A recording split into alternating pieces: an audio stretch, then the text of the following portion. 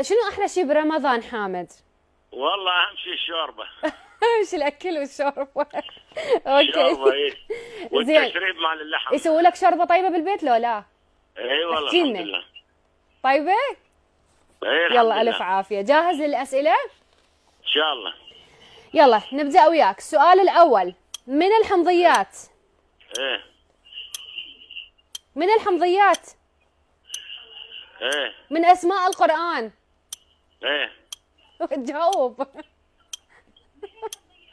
زين، شيء ايه ما له بدايه ولا نهايه. ليمون. ما...